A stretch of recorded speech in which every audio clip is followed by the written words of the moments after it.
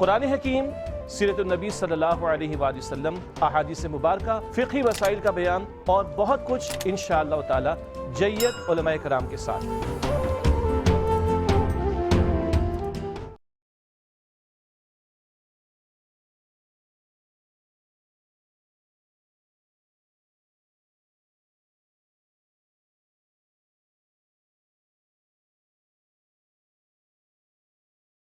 علی رسولہ الکریم، اما بعد، بسم اللہ الرحمن الرحیم، اللہم صلی علی محمد وعلی آل محمد وبارک وسلم۔ رب اشرح لی صدری ویسر لی امری واحلل عقدۃ من لسانی یفقہوا قولی واجعل لی وزیرا من اہلی، آمین یا رب العالمین۔ ناظرین کرام، السلام علیکم ورحمۃ اللہ وبرکاتہ۔ قرآن حکیم کا سلسلہ وار مطالعہ کر رہے ہیں، پروگرام ہے دورہ ترجمہ قرآن۔ مطالعہ چل رہا ہے سورہ مریم کا، بات کو آگے بڑھا رہے ہیں سورہ مریم کی آیت نمبر 88 سے۔ شرک کے حوالے سے شدید ترین الفاظ جو اللہ تعالیٰ کے غضب کے حوالے سے بیان ہوئے، وہ یہ مقام ہے جس کا اب ہم مطالعہ کر رہے ہیں۔ سورہ مریم آیت نمبر 88۔ اعوذ باللہ من الشیطان الرجیم، بسم اللہ الرحمن الرحیم۔ وَقَالُوا اتَّخَذَ الرَّحْمَنُ وَلَدًا، اور وہ کہتے ہیں کہ رحمان نے بیٹا بنا لیا ہے۔ لَقَدْ جِئْتُمْ شَيْئًا إِدًّا، تم یقیناً زبان پر بڑی بری بات لائے ہو۔ تکاد السماوات یتفطرن منہ وتنشق الارض وتخر الجبال ہدا، قریب ہے کہ آسمان اس سے پھٹ پڑے اور زمین ٹکڑے ٹکڑے ہو جائیں اور پہاڑ پارا پارا ہو کر گر پڑے۔ ان دعوا للرحمن ولدا، کہ انہوں نے رحمان کے لیے بیٹا منسوب کر دیا۔ وما ينبغي للرحمن ان يتخذ ولدا، رحمان کے شأن شان نہیں کہ وہ کسی کو بیٹا بنائے۔ ان كل من في السماوات والارض الا آتي الرحمن عبدا، جو کوئی آسمان و زمین میں ہے سب کے سب اللہ کے حضور بندہ بن کر آتے ہیں۔ اللہ اکبر، سب اس کے بندے ہیں، سب اس کی مخلوق۔ رحمان کے لیے بیٹا تجویز کرتے ہو، معاذ اللہ ثم معاذ اللہ۔ بیٹا تجویز کرنے کا مطلب کون کون سے تم معاملات منسوب کر رحمان کی طرف، یہ ہے غضب جو اللہ تعالیٰ کا بھڑکا ہے شرکیہ طرز عمل پر، اور اللہ کے لیے جو اولاد قرار دی ہے مشرکین نے بھی اور یہود و نصارہ نے بھی شدید الفاظ اس مقام پر آئے۔ فرمایا لقد احصاہم وعدہم عدا، اللہ تعالیٰ نے ان کا احاطہ کر رکھا ہے اور گن کر ان کو شمار کر رکھا ہے، سب ان کی حرکتیں اللہ کے علم میں۔ وکلہم آتیہ یوم القیامۃ فردا، اور ان میں سے ہر ایک اکیلے اکیلے قیامت کے دن اللہ کے سامنے پیش ہوگا، ہر ایک اکیلا پیش ہوگا، ہر ایک نے اپنا جواب خود دینا ہے۔ آج کوئی بچا لیتا ہے، چھڑا لیتا ہے، کال کر دیتا ہے، سورس لگ جاتی ہے، چھڑانے والے آ جاتے ہیں، حمایتی کھڑے ہو جاتے ہیں، بجانے والے آ جاتے ہیں۔ کل ہر ایک کو اپنا جواب خود دینا پڑے گا۔ اللہ میرے آپ کے ہم سب کے حساب کو آسان فرمائے۔ ان الذين آمنوا وعملوا الصالحات سيجعل لهم الرحمن ودا، بے شک جو لوگ ایمان لائے اور انہوں نے نیک اعمال کیے ان کے لیے رحمان دلوں میں محبت پیدا کر دے گا۔ یہ رحمان کی بڑی نعمت، محبت اللہ دل میں ڈالتا ہے، سبحان اللہ۔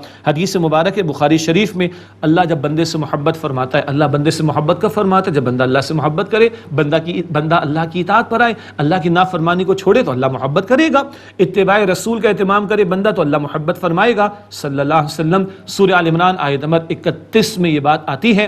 تو جب اللہ محبت فرماتے، حدیث بخاری کی، اللہ جبرائیل سے فرماتے محبت کرو اس بندے سے، اللہ جبرائیل سے فرماتے علیہ السلام آسمان والوں کے دل میں اس بندے کے لیے محبت ڈالو، ادھر آسمانوں میں، سبحان اللہ۔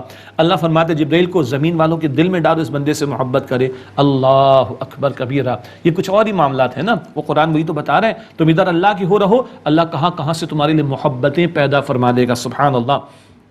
فَإِنَّمَا يَسَّرْنَاهُ بِلِسَانِكَ لِتُبَشِّرَ بِهِ الْمُتَّقِينَ وَتُنذِرَ بِهِ قَوْمًا لُدًّا، بے شک اے نبی صلی اللہ علیہ وسلم، ہم نے اس قرآن کریم کو آپ کی زبان پر آسان کر دیا تاکہ آپ اس سے متقین کو بشارت دیں اور جھگڑالو قسم کے لوگوں کو ڈرائیں۔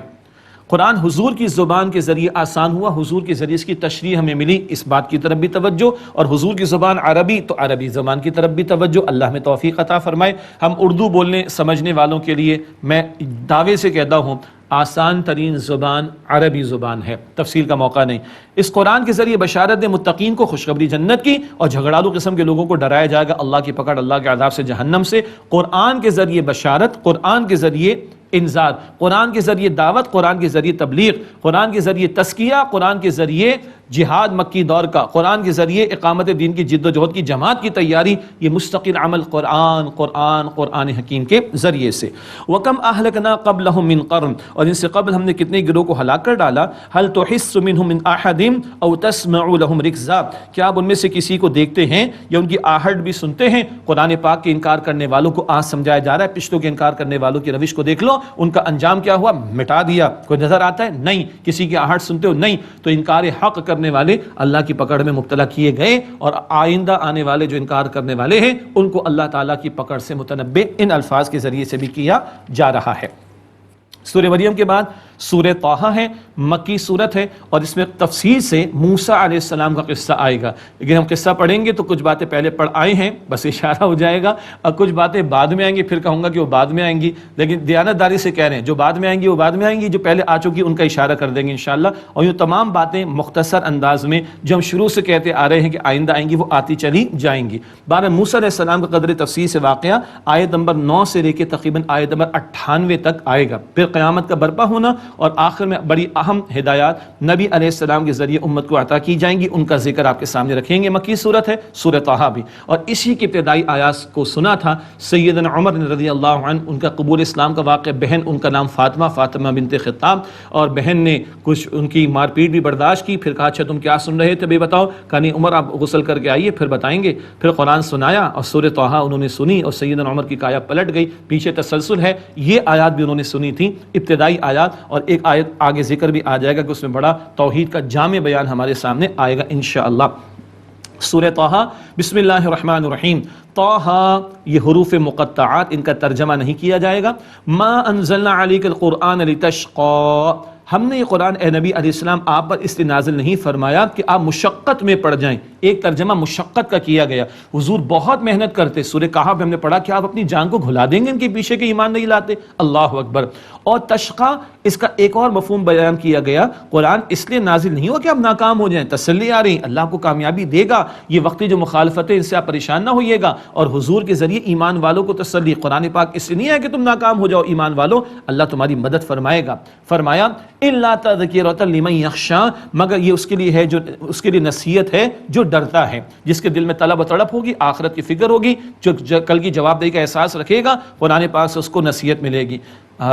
ہمارا ایمان ہے آخرت پر، نصیحت مل رہی ہے قرآن سے، دلوں میں کچھ تبدیلی آ رہی تو اللہ کا شکر ادا کریں، نہیں تو اللہ سے پناہ مانگیں کہ ہمیں وہ بچائے دلوں کی سختی سے اور نرمی عطا کرے، اور ہمیں متقی بندوں میں شامل فرمائے۔ تنزیل ممن خلق الارض والسماوات العلی، نازل کیا ہوا ہے اس اللہ کی طرف سے جس نے زمین اور اونچے آسمان بنائے۔ الرحمن علی العرش استوى، رحمان جو عرش پر قائم ہوا، مراد اپنی شان کے مطابق۔ لہ ما فی السماوات وما فی الارض وما بینہما وما تحت الثری، اسی اللہ کے لیے جو کچھ آسمانوں میں ہے اور جو کچھ زمین میں ہے اور جو ان دونوں کے درمیان میں ہے، اور جو گیلی مٹی یعنی زمین کی انتہائی نچلی سطح پر جا کر ہے، کوئی شے اللہ کے علم سے باہر نہیں ہے۔ وَإِن تَجْهَرْ بِالْقَوْلِ فَإِنَّهُ يَعْلَمُ السِّرَّ وَأَخْفَى، اور اے مخاطب اگر تم پکار کر کے بات کہو تو بے شک اللہ بھید کی بات کو بھی جانتا ہے اور انتہائی پوشیدہ بات کو بھی جانتا ہے، اللہ سے کوئی بات چھپی ہوئی نہیں ہے۔ اللہ لا الہ الا ہو، اللہ اس کے سوا کوئی معبود نہیں، لہ الاسماء الحسنی، اسی اللہ کے لیے تمام عمدہ نام ہیں۔ اب موسیٰ علیہ السلام کا ذکر آ رہا ہے، اور اس سے پہلے ایک بنیادی بات سمجھ لیتے ہیں۔ موسیٰ علیہ السلام مصر میں تھے، بنی اسرائیل وہاں پر غلام تھے، ایک واقعہ پیش آ گیا، ایک شخص خطا ہو گئی اور ایک مکہ لگا، موسیٰ علیہ السلام کا وہ ہلاک ہو گیا۔ وہاں سے موسیٰ علیہ السلام مدین تشریف لے گئے تھے، وہاں 10 سال کم و بیش رہے۔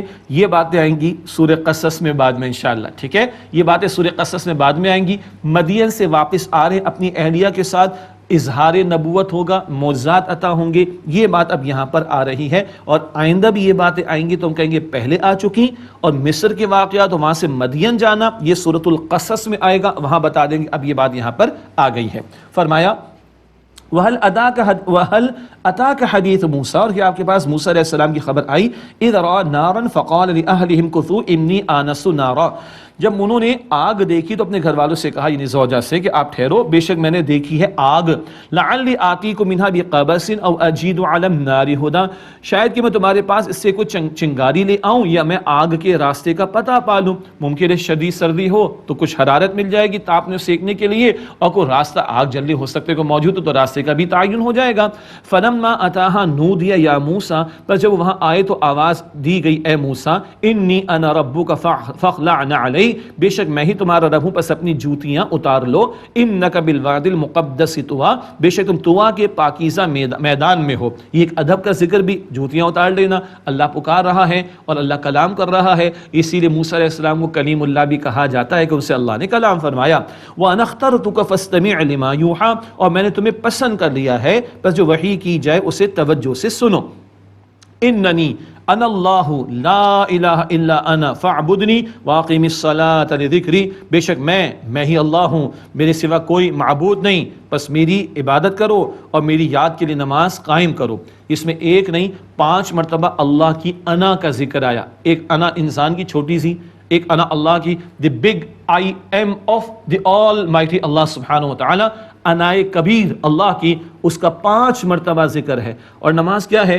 اس انائے صغیر چھوٹا میں، اس کا جھک جانا اس انائے کبیر آل مائٹی اللہ کے سامنے، سبحان اللہ۔ نماز قائم کرو میری یاد کے لیے، نماز کے بڑا مقصد کیا ہے؟ یاد دہانی ہو جائے، ہمیں اوقات یاد آ جائے، ایاک نعبد، اے اللہ تیری عبادت کرتے تو معبود ہے، ہم بندے، ڈیسٹینیشن یاد آ جائے، مالک یوم الدین، اللہ بندے کے دن کا مالک ہے، اوقات یاد آ جائے، معتاد اہدنا الصراط المستقیم، سبحان اللہ۔ نماز کا بڑا ذریعہ یاد دہانی، البتہ اس آیت میں 5 مرتبہ اللہ کی انا کا ذکر، اور یہی آیات بھی حضرت عمر رضی اللہ تعالی عنہ کی ہمشیرہ نے ان کو سنائی اور کایا پلٹی، پھر وہ ایمان لے آئے تھے۔ ان الساعۃ آتیۃ اکاد اخفیھا لتجزا کل نفس بما تسعی، بے شک قیامت آنے والی ہے، میں چاہتا ہوں کہ اسے پوشیدہ رکھوں تاکہ ہر شخص کو بدلہ دے دیا جائے اس کوشش کا جو وہ کرے۔ ساری کوششیں کر لو، نتیجے کہاں ملنے؟ آخرت میں اور غیب میں رکھ کے امتحان میں رکھا اللہ سبحانہ وتعالی نے۔ فلا یصدنک عنہا من لا یؤمن بہا واتبع ہواہ فتردی، بس تمہیں اس سے وہ روک نہ دے جو اس پر ایمان نہیں رکھتا اور وہ اپنی خواہش کے پیچھے پڑا ہوا ہے، پھر تو تم ہلاکت میں مبتلا ہو جاؤ گے۔ یعنی مراد ہے کہ اللہ اپنے پیغمبر کو وحی عطا فرما رہے ہیں اور بتایا جا رہا ہے کہ اس صحیح راہ پر آپ نے بھی رہنا اور اسی کی تعلیم دینی، اور ہم سب کو رہنمائی دی جا رہی پیغمبر کے ذریعے، اس کی بات کو نہ ماننا، جو آخرت پہ یقین نہیں رکھتا وہ تمہیں صحیح راہ سے دور لے جائے گا۔ وما تلک بیمینک یا موسیٰ، اور اے موسیٰ یہ تمہارے دائیں ہاتھ میں کیا ہے؟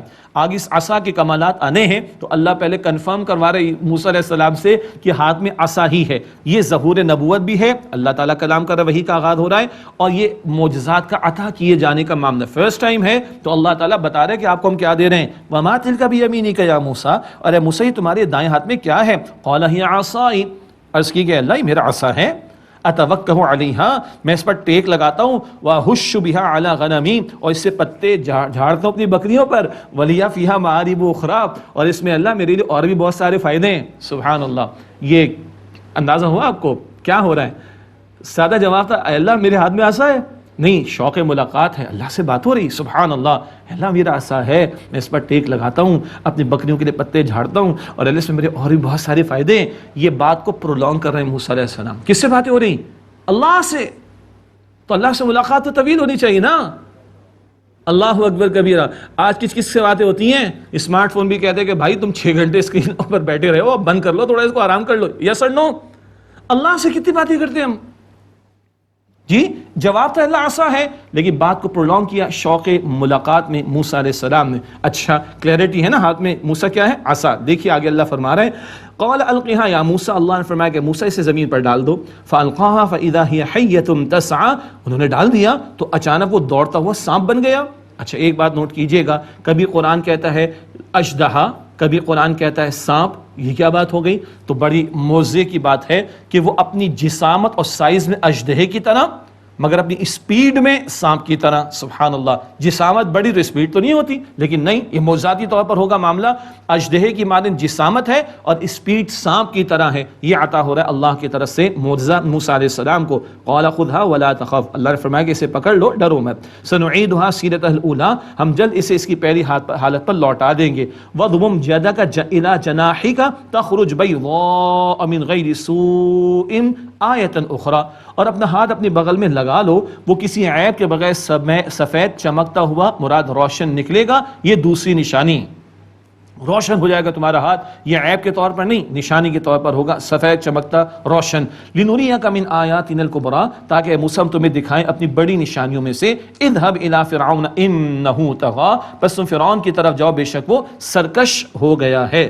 یہ ہو گیا ظہور نبوت، یہ عطا ہو گئے موضوعات دو بڑے بڑے، عصا و ید بیضا چمکتا ہوا ہاتھ، اور ذمہ داری کیا لگائی جا رہی؟ فرعون کی طرف جانا، دو بڑے مقاصد، فرعون کو دعوت دینی، آل فرعون کو دعوت دینی حق کی، توحید کی، اور بنی اسرائیل کو ان کی غلامی سے نجات بھی دلانی ہے۔ اس مشن کے ساتھ روانہ کیا جا رہا ہے موسیٰ علیہ السلام کو۔ بڑی پیاری دعائیں، میں بھی اس کا اہتمام کرتا ہوں، ہمارے استاد ڈاکٹر اسرار صاحب رحمۃ اللہ علیہ وہ بھی کرتے تھے، بہت سارے داعیان دین اس کا اہتمام کرتے، اور حفاظ بچوں کو بھی سکھائی جاتی ہیں، دین کے علم حاصل کرنے والوں کو بھی سکھائی جاتی ہیں۔ کیا دعائیں ہیں؟ قال، انہوں نے عرض کی، رب اشرح لی صدری، اے میرے رب میرے سینے کو کشادہ فرما دے، ویسر لی امری، اور میرے کام کو آسان فرما دے، واحلل عقدۃ من لسانی، اور میری زبان کی گرہ کو کھول دے، یفقہوا قولی، تاکہ وہ میری بات کو سمجھ لے، بات کرنا اے اللہ آسان ہو جائے۔ اور میں اللہ کی قسم اٹھا کر کہتا ہوں، یہ ہم بول نہیں سکتے، اللہ بلواتا ہے ہم سے، خدا کی قسم ہم یہ بیان کر نہیں سکتے، اللہ کی قسم اللہ تعالیٰ بیان کرواتا ہے۔ سچی بات عرض کرتا ہوں میں آپ سے، یہ اللہ کے فضل سے ہے، اللہ سے التجا،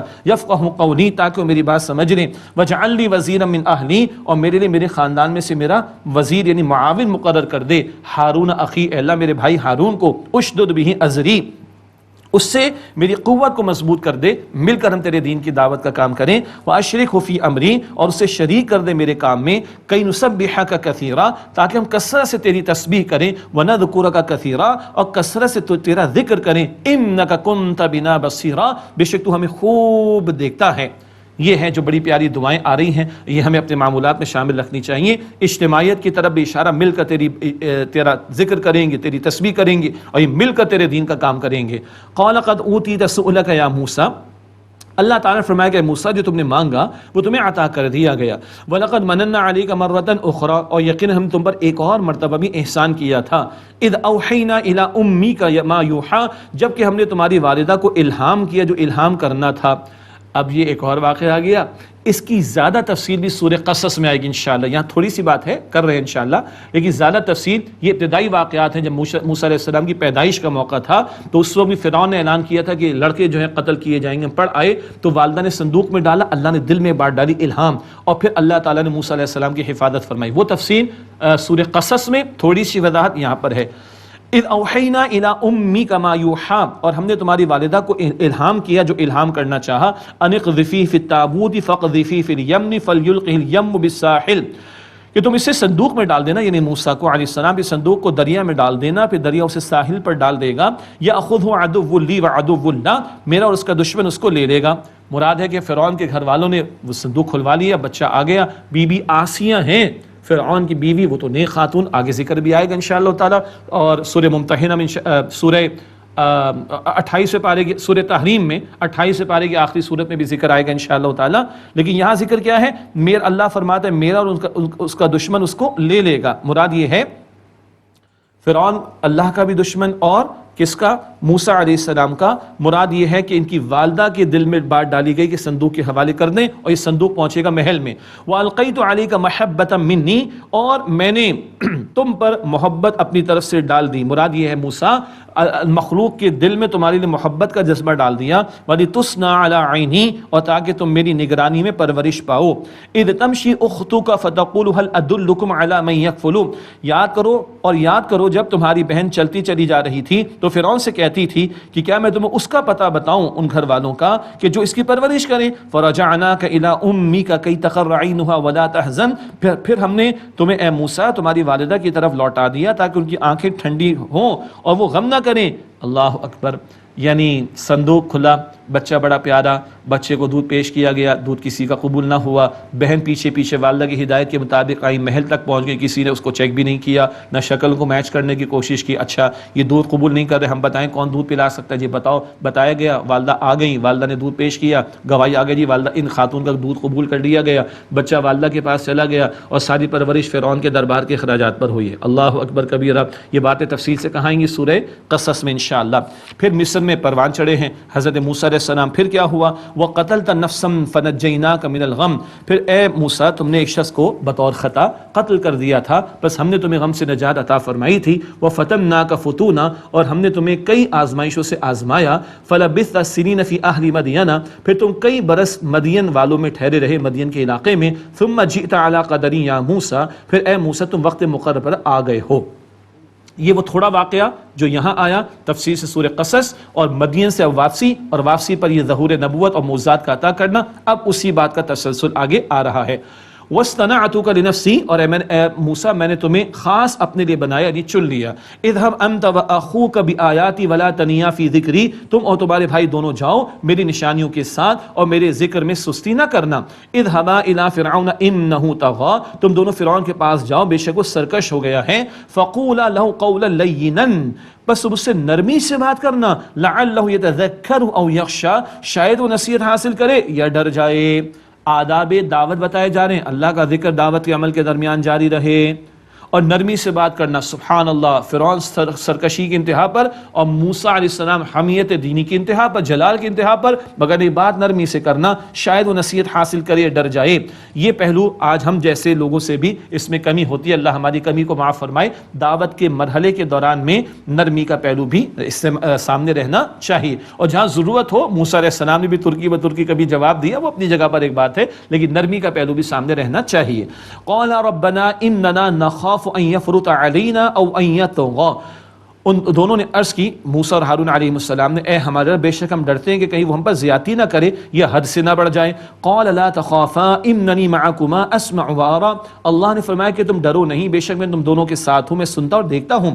فاتیاہ فقولا انا رسول ربک، پس تم دونوں اس کے پاس جاؤ اور کہو بے شک ہم دونوں تیرے رب کے بھیجے ہوئے ہیں۔ فارسل معنا بنی اسرائیل ولا تعذبهم، پس بنی اسرائیل کو ہمارے ساتھ بھیج دے اور انہیں سزا نہ دے۔ بنی اسرائیل غلام تھے، مصر میں فرعون اور آل فرعون کے، ان کو غلامی سے نجات دلانا، یہ بھی عرض کیا کہ مشن تھا موسیٰ علیہ السلام کا، تو انہیں ہمارے ساتھ بھیج دے، سزا نہ دے بنی اسرائیل کو، ولا تعذب، اور انہیں سزا نہ دے۔ قد جئناک بآیۃ من ربک، ہم یقیناً تیرے پاس سے رب کی نشانی کے ساتھ آئے ہیں۔ والسلام علی من اتبع الہدی، اور سلام ہو اس پر جس نے ہدایت کی پیروی کی۔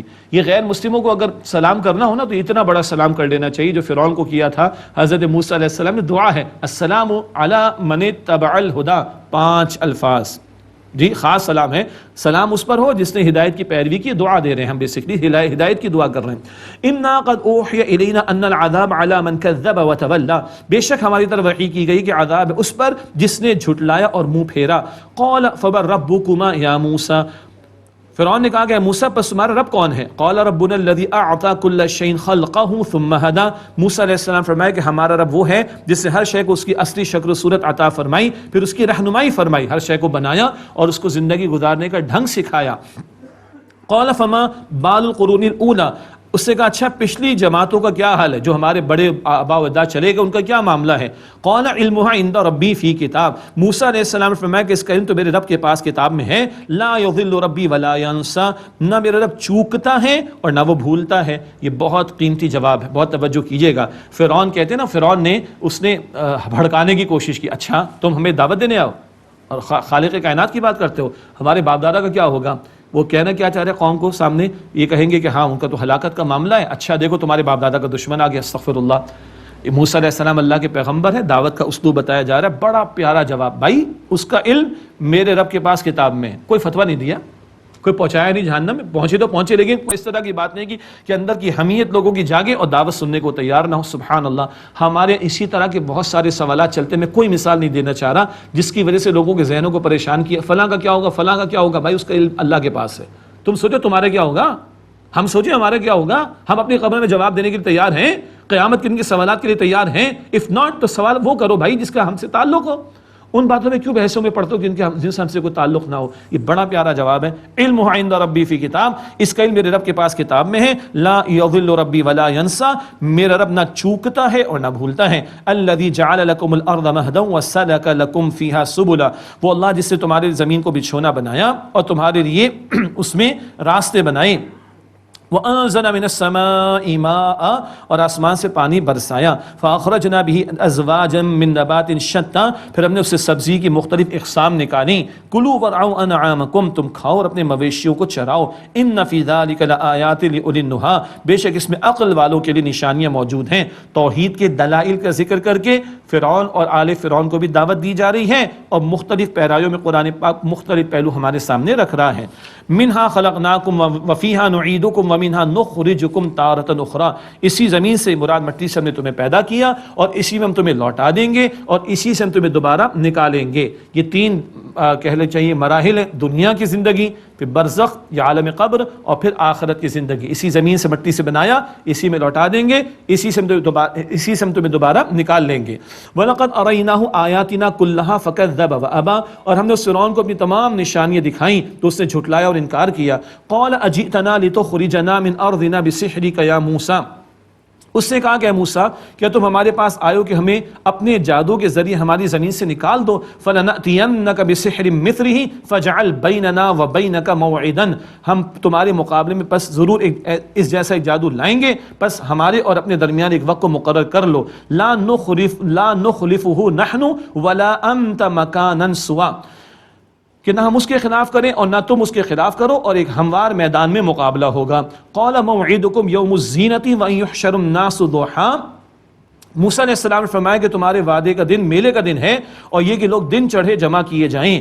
مراد یہ کہ ہر مرتبہ واقعے میں کوئی نیا پہلو آتا ہے، چھٹی ہوگی نا، میلے کا دن ہوگا، چھٹی ہوگی، دن چڑھے ہو، رات کی تاریکی میں بات واضح نہیں ہوگی، دن چڑھے ہو، یہ طے ہو گیا۔ فتولی فرعون فجمع کیدہ ثم اتی، پھر لوٹ گیا فرعون، پس اس سے اپنی جادو کے سامان اور چالیں تیار کی، جمع کیا، پھر واپس آیا۔ یہ ہے جو اب وہ واقعہ آئے گا جو پہلے بھی کئی مرتبہ پڑھ چکے، مقابلہ ہوگا۔ اللہ تعالی ہمیں جہنم سے آزاد فرمائے، اللہ ہم سب کو جنت الفردوس عطا فرمائے، آمین یا رب العالمین۔ وآخر دعوانا ان الحمد للہ رب العالمین، والسلام علیکم ورحمۃ اللہ وبرکاتہ۔